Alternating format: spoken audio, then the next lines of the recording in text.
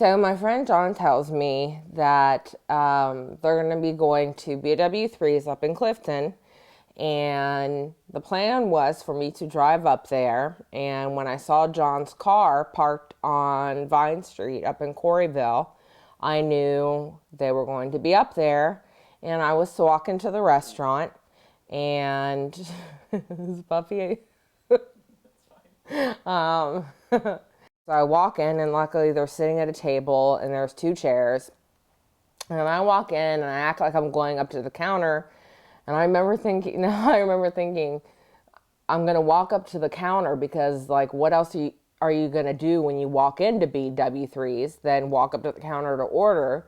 Except I had no intention of ordering any food because I was not hungry at all. I was very nauseous.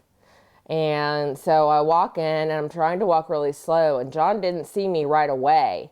And so I walk in, and John sees me finally right as I'm like getting up to the counter, and I'm like, I didn't know what I was going to tell them. I was going to ask where the bathroom was. That was my plan. I walked into BW3 and I was shaking, and I really thought I was going to throw up.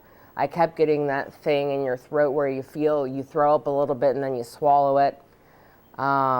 Because I walked and I was staring straight ahead, completely obvious that I knew something was going on. I walk into B-Dubs, and he's sitting over to my left, and John's like, "Hey, Sarah," and I'm like, "Hey," and I'm like taking everything I have not to pass out or vomit. I didn't want to do either, or piss myself. And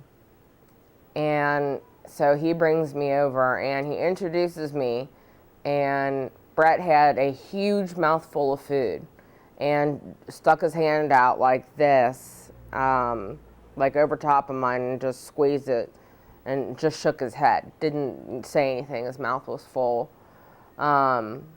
So I sat there at the table smoking like a chimney, which was really stupid because he might have hated chain smokers. I didn't even know if he smoked, but I didn't know what else to do. And I was drinking, and I had the first beer I got was in a bottle, and I went to take a sip of it, and I was shaking so bad that it dribbled down my lip and onto my chest.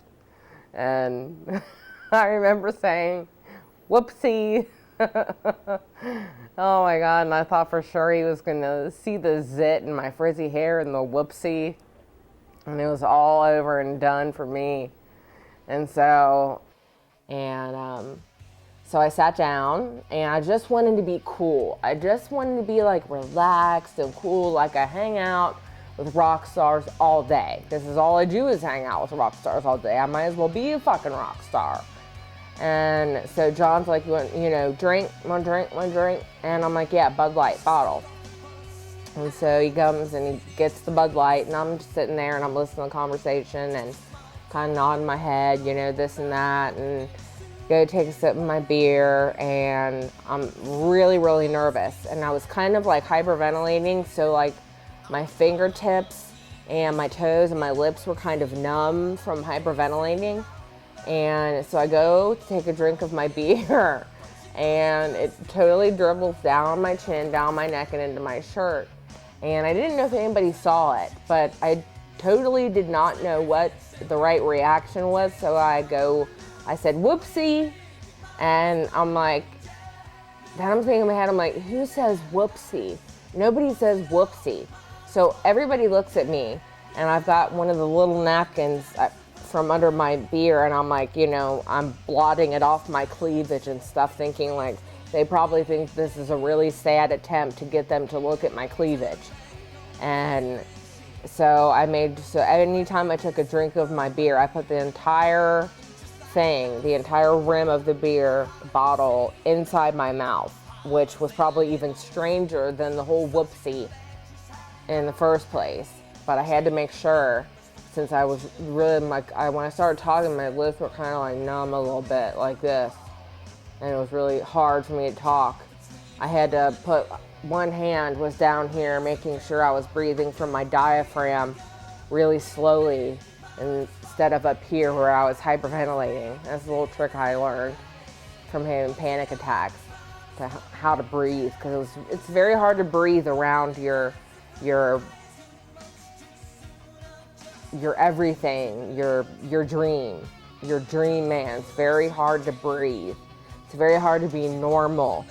It's very hard to play it cool and be yourself, because you don't want to be yourself. I did not want to be myself around Bret. I didn't want to be a little lily white suburban girl from Catholic school. You know, I wanted to be this sexy rocker chick. And sexy rocker chicks don't spill beer and go whoopsie and have zits and frizzy hair and, you know, hyperventilate and get nauseous, you know. So that was the first, and I'm glad that night ended rather soon and that Bret went home alone.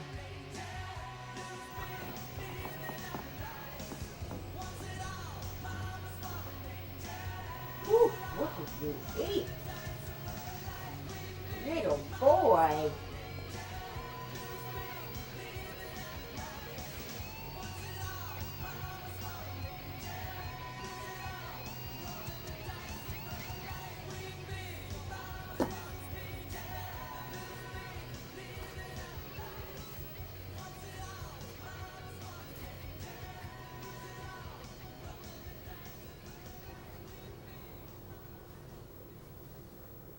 Rachel, grab me a Coke.